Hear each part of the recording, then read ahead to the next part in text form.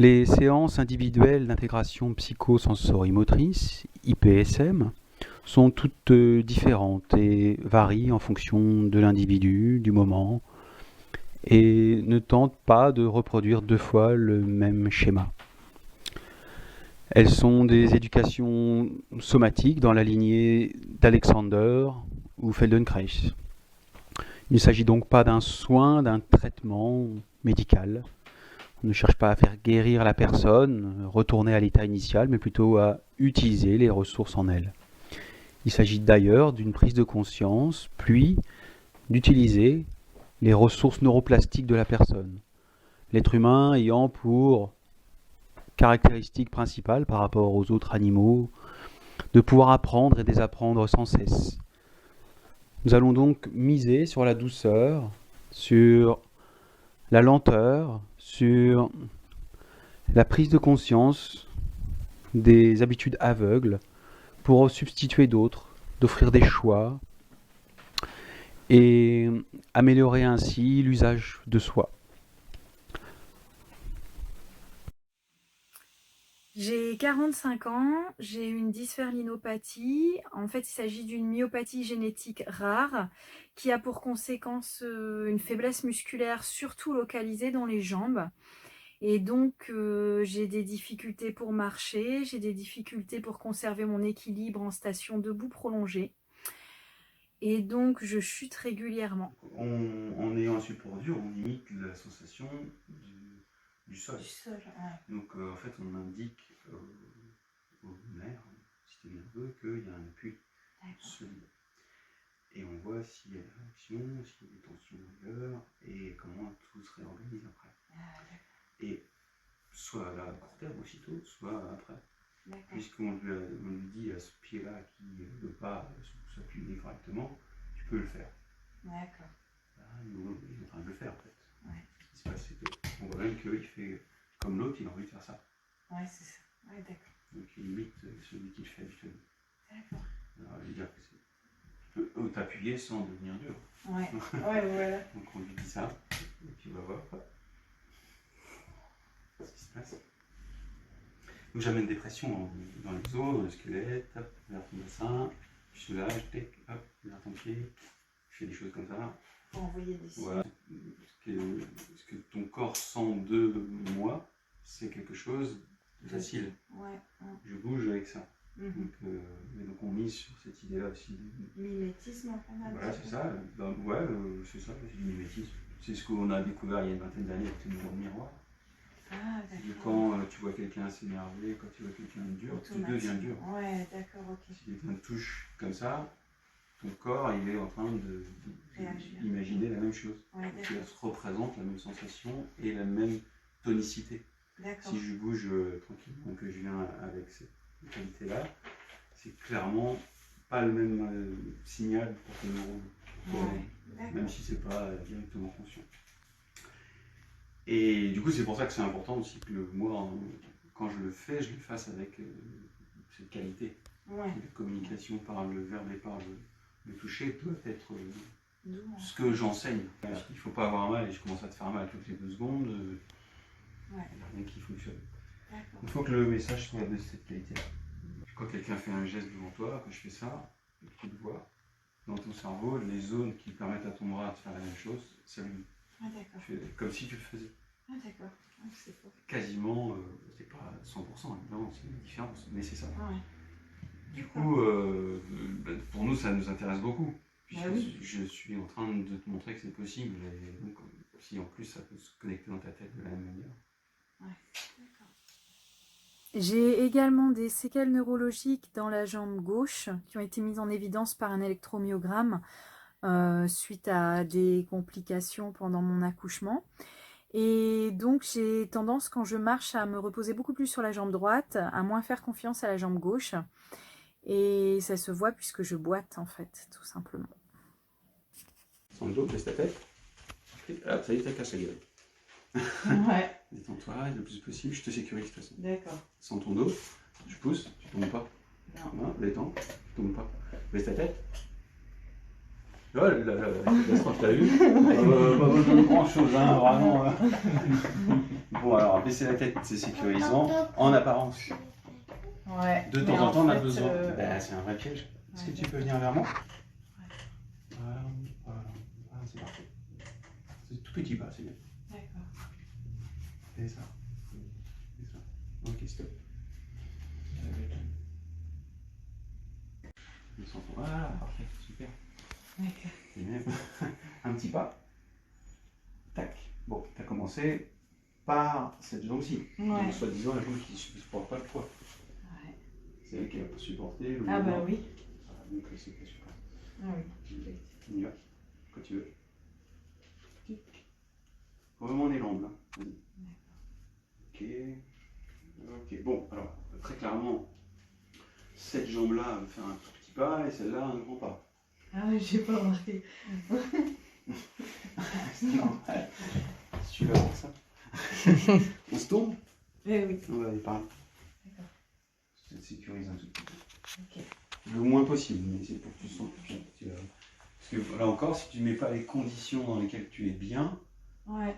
tu peux pas l'être. C'est aussi bête que ça. Mais moi, je te dis démarre et tu mets ton poids sur la jambe qui ne peut pas supporter pour faire le pas. Si tu avais fait effectivement hop comme ça, Ouais. rien ça, jamais sur celle-là, mais donc ta jambe gauche est soi-disant difficile, fais un pas, tu décharges là et tu fais un grand pas ici. Il y a une différence, mais clairement tu peux pas avancer le pied de la même manière, tu peux pas propulser avec autant de puissance pour le moment. Ouais, bah oui. Mais est-ce que ça la rend invalide? Ouais. Est-ce qu'elle peut pas enseigner à l'autre? Ouais. Donc cette jambe-là qui se débrouille quand même, alors au début on règle par exemple la longueur de pas, là, qui fait un petit pas comme ça, peut dire à l'autre, fais pareil. Du coup elle devient le modèle. Et du coup bah, c'est pas tellement plus difficile pour elle, sauf qu'habituellement celle-là, qui soi-disant va bien, n'écoute pas l'autre et veut forcément faire un grand pas. Ouais, c'est ça. Ouais. En quoi c'est une qualité de faire un truc qui ne convient pas. Ouais. Donc là, je pense qu'il y a des choses comme ça qui peuvent se mettre en ordre. Et à partir du moment où tu vas commencer à sentir, hop, alors que tu vas compenser l'équilibration que tu n'as pas encore résolue à travers tes pieds, on va appeler le vecteur hydrotropique, les sensations kinesthésiques et proprioceptives dans ton corps, l'oreille interne, la mâchoire, tout ce qui aide à l'équilibration et au mouvement, tout ça, quand tu n'as plus le regard, tu fais avec tes mains, donc tu cherches avec des réflexes d'attraper. Quand on tombe, on fait ça. S'il y a un truc, on attrape spontanément.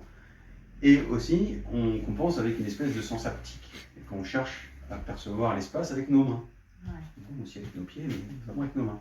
Du coup, qu'est-ce que je sens de mon espace? Et bien ça peut rester tranquille et je peux sentir ce qui se passe devant la lumière en marchant, avec mes pieds, avec mes mains, sans tension. Ouais. Évidemment, tu ne le feras pas avec la même amplitude, surtout pas là dans les jours qui viennent, évidemment, c'est impossible, que moi. Mm-hmm. Mais les fonctions sont là, on peut les utiliser. Ouais. Donc ça, c'est un peu notre message du jour, notamment. Et donc, depuis ma dernière chute, qui a quand même été importante, parce que j'ai eu des fractures et je me suis retrouvée 3 mois en fauteuil roulant, j'ai perdu beaucoup de force dans les cuisses et les fessiers notamment. Et donc, les répercussions sur ma vie quotidienne ont été très importantes, puisque j'étais incapable de me relever d'une chaise d'une hauteur standard lorsqu'il n'y avait pas d'accoudoir ou de bureau face à moi pour m'aider. Et donc, par exemple, quand vous êtes en salle d'attente, toutes les chaises sont de hauteur standard. Donc, il m'est arrivé de rester debout pendant 1 heure parce que je savais pertinemment que si je m'asseyais, j'aurais été incapable de me relever seule. Un détail auquel on ne pense pas, ce sont les toilettes. Les toilettes sont de hauteur standard en général. Et donc, il fallait systématiquement que je cherche des toilettes PMR. Et quand vous allez chez des amis ou dans la famille, il n'y a pas de toilettes PMR. Donc, c'était très, très compliqué. Tu baisses ton buste, qu'est-ce que ça change? Qu'est-ce que tu sens? Voilà, tu as vu ta mâchoire, tu l'as durcie. Je sais, je passe la langue. C'est bien. Du moment que tu sens, moi, le reste, pour le moment, un peu de l'autre chose. Vas-y, regarde ce qui se passe là. Là, tu te sens bloqué, j'imagine, ton pied commence à trembler. En fait, il faut utiliser une vrille. Donc, je te montre un truc. Hop. Tac. Une vrille. Et c'est ce pied-là qui non pas cherche à lever le corps, mais à le pousser. D'accord. Tu commences à pousser. Hop, et stop. Tu sens ça? Oui. Voilà. Ok. Maintenant, on voit que celui-là est mal placé. On est comme ça. On voit, on le tourne un peu s'il faut. Et on observe si on peut faire ça. Hop, voilà. On prend bien les épaules. Je ne dis pas qu'on va arriver complètement, mais regarde ce qui se passe. Voilà. Pousse sur la jambe là-bas. Un peu. Stop. À gauche ou à droite? Celle-ci. D'accord. Celle qui est là, je te...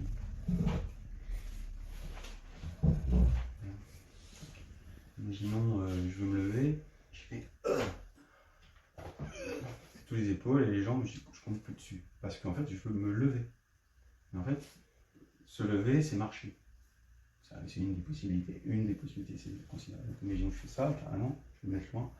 Et au lieu de me lever, je pousse. Ah oui, Je d'accord. fais zéro effort. Ouais. Je peux me muscle dans mes jambes, je marche. D'accord. Mais ça, non, le problème, c'est de le penser. Je suis comme ça. On le fait. Voilà. Mais du coup, je peux pas me lever droit. Non. Je suis obligé soit de tourner complètement, même si c'est un peu compliqué, au moins en diagonale. Ça, c'est une des possibilités. En fait, je me propulse vers l'avant, enfin, doucement, je fais un peu vite. Commencer à envisager cette possibilité-là. D'accord. Déjà. Après, tu pourras peut-être utiliser quand même une main, tout ça. Hein. Mais c'est ça la sensation. Là, on utilise le pied le plus faible un tout petit peu. D'accord. Donc, tu vois que ce qu'on va faire, c'est qu'on va aller par ici. Bon, il y a des choses qui se sont réorganisées et j'espère que tu vas sentir 2-3 trucs. Si tu ne sens pas immédiatement, c'est pas très grave. Si on peut se revoir mercredi, ça. Ouais. Avec plaisir. Mais je prends les paris. Il y a des choses qui seront déjà différentes. Donc effectivement, après cette première séance de 45 minutes, il y a eu beaucoup de changements. Dans les heures qui ont suivi, on est allé se promener dans un parc et en fait j'avais une démarche plus fluide, c'était plus facile de marcher. Je ne boitais plus, je ne boite plus. Et par ailleurs, j'ai réussi également à me relever dans l'après-midi qui a suivi d'une chaise de hauteur classique. Sans l'aide d'une table ou d'accoudoir ou sans l'aide de personne. Et donc, depuis, j'arrive à me relever de chaises et de toilettes à hauteur standard sans aide particulière. Simplement parce que j'ai intégré le fait que pour me lever d'une chaise d'une hauteur standard, j'ai simplement besoin de me pencher vers l'avant et dans un mouvement un peu en diagonale comme ça, j'arrive à me lever sans solliciter la force des bras ou des jambes. Et donc, tout est beaucoup plus facile. Donc, j'ai l'intention de reprendre d'autres séances parce que je me suis aperçue que les résultats étaient vraiment rapides. Cette méthode est vraiment efficace et sans difficulté, sans effort particulier. Et en continuant sur cette voie, je compte bien encore améliorer ma façon de marcher. Parce que déjà, je sens mieux le sol, j'ai l'impression d'être plus stable. Et je pense qu'il y a encore possibilité d'apprendre énormément de choses. Et de fonctionner avec le corps que j'ai finalement. Sans essayer de m'épuiser à le transformer. Et ce que j'ai appris également avec cette méthode et Nicolas, c'est que pour que ce soit efficace, pour que cette méthode soit efficace et sur le long terme, il faut absolument que je mette en cohérence cette idée de ne pas dépasser ses limites, de ne pas s'épuiser. Parce que Nicolas m'a bien dit que si j'étais dans un état de fatigue, j'allais reprendre automatiquement mes anciens schèmes et oublier momentanément tout ce que j'avais appris de nouveau pendant cette séance, puisque pendant 20 ans, j'ai fonctionné en essayant de privilégier la force, l'effort, en pensant que plus j'en faisais, plus je dépassais mes limites et plus j'allais avoir de résultats. Finalement, sur 20 ans, je me rends bien compte que ça n'est absolument pas le cas, puisque j'ai fait de nombreuses chutes, puisque systématiquement, dès que je dépassais mes limites, je me fatiguais, et ensuite, je faisais une chute plus ou moins grave, et donc je repartais en arrière. Donc en fait, c'était l'impression d'avancer pour mieux reculer finalement, et donc ça ne mène à rien. Donc pour avoir vraiment une efficacité sur le long terme, il faut abandonner ses habitudes d'avant, de privilégier la force, de privilégier l'effort et l'épuisement.